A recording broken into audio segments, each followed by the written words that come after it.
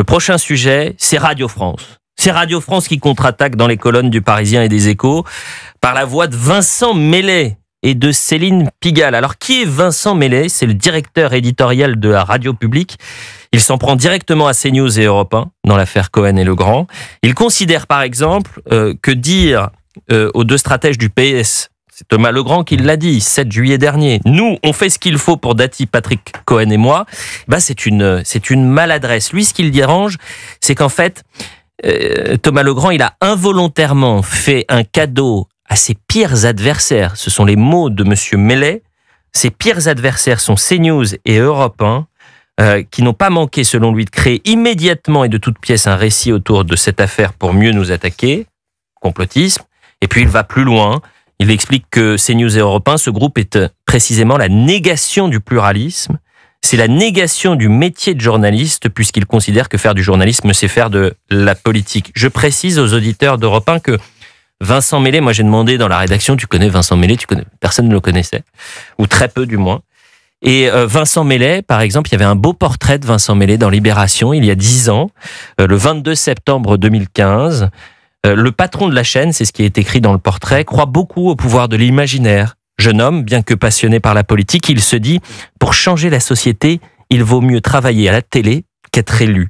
S'il avait pris l'autre voie, il aurait été socialiste. Il a toujours voté pour eux, sauf une fois, écolo. » Donc Vincent Meslet, en plus d'être directeur éditorial de Radio France, c'est le Tartuffe de Radio France XXL. Et je me demande qui a eu l'idée de génie à Radio France et à France Télévisions de lui dire « Va dans les médias, va contre-attaquer et va attaquer donc le camp d'en face, parce que pour France Inter, il y a un camp visiblement. » On va écouter le sujet de Clara Bouvier-Desnaux et ensuite on en parle et avec Olivier Vial et avec Sébastien Ligné. Depuis la diffusion de cette vidéo montrant Thomas Legrand et Patrick Cohen attablés avec des socialistes et révélant des échanges teintés d'une certaine connivence, les dirigeants de Radio France se positionnent. Et la polémique semble davantage les agacer parce que ceux qu'ils considèrent être leurs ennemis en parlent, plutôt que parce qu'elle soulève la question de la responsabilité politique des journalistes.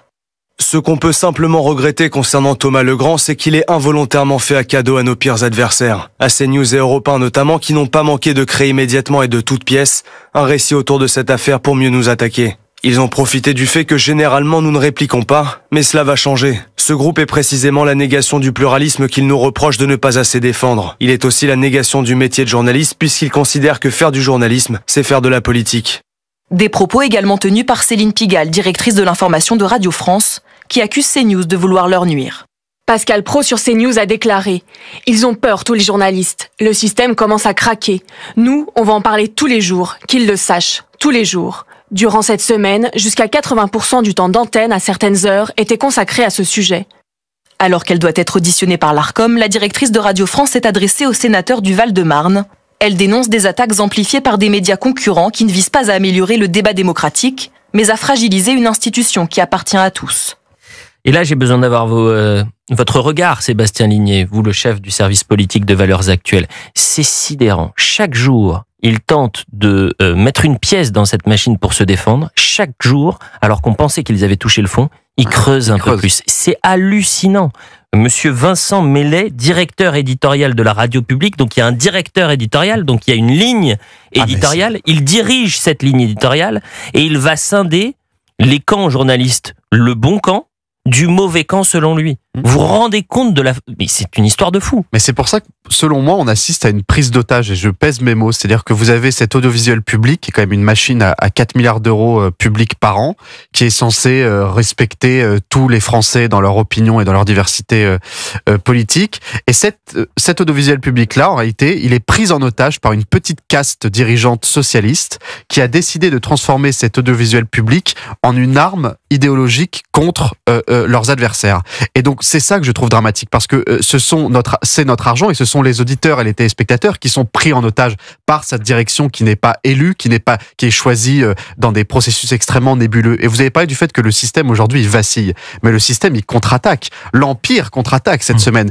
Je pense que ce n'est pas anodin que ce soit la semaine qui a suivi l'affaire Legrand-Cohen, que vous ayez sur France 2 Monsieur Pigasse, le producteur de C'est à vous et de C'est ce soir, et donc le producteur de Media One, qui sont invités au JT de France 2 ou dans l'émission juste après par Caroline Roux.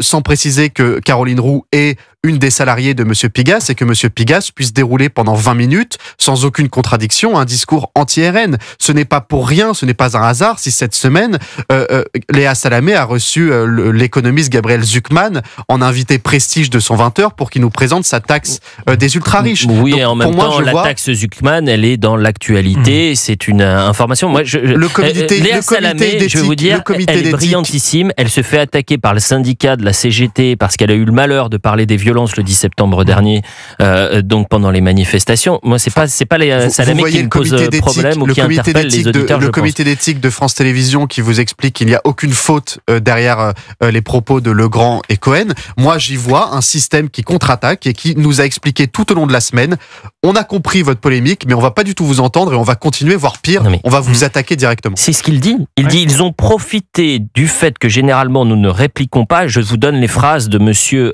Mellet, donc le directeur éditorial de la radio publique, mais cela va changer. Il y a de la menace en plus, mais c'est de la folie, Olivier Vial. Il y a de la menace et effectivement, on voit qu'ils ont changé de stratégie. L'idée, c'est maintenant, ce n'est plus de dire qu'il n'y a pas eu de faute, mais c'est de l'assumer totalement en réalité. Puisque s'il voulait montrer que la radio publique était neutre et impartiale, il ne dirait pas qu'il y a deux camps. Quand il dit qu'il y a deux camps, c'est qu'effectivement, il essaie de rassembler autour de lui ceux qui seraient le camp du bien pour justement imposer ce discours-là. Mais il n'y a personne à la direction de France TV qui dit, écoute Thomas Mellet. Mais ils sont d'accord avec lui.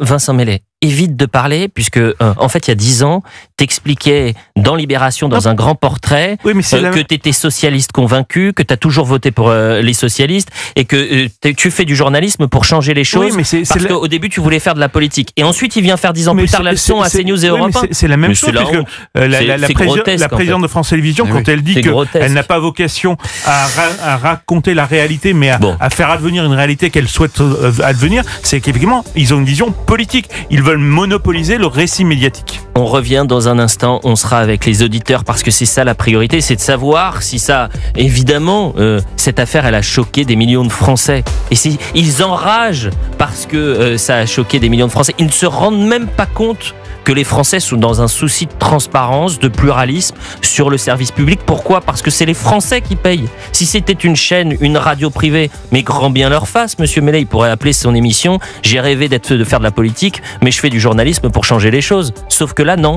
il est directeur éditorial de Radio France. Mais attendez, pardonnez-moi, certains, ils vous diraient « Afouera ce poste ». Afouera. Ah bah je vous confirme. 11h45 sur Europe 1 et donc pour en parler, si ce sujet vous concerne, vous nous appelez au 01 80 20 39 21. On continue d'en parler dans l'instant avec Sébastien Ligné, chef du service politique à Valeurs Actuelles, et Olivier Vial, directeur du CRU, responsable du programme sur les nouvelles radicalités. Restez avec nous, à tout de suite.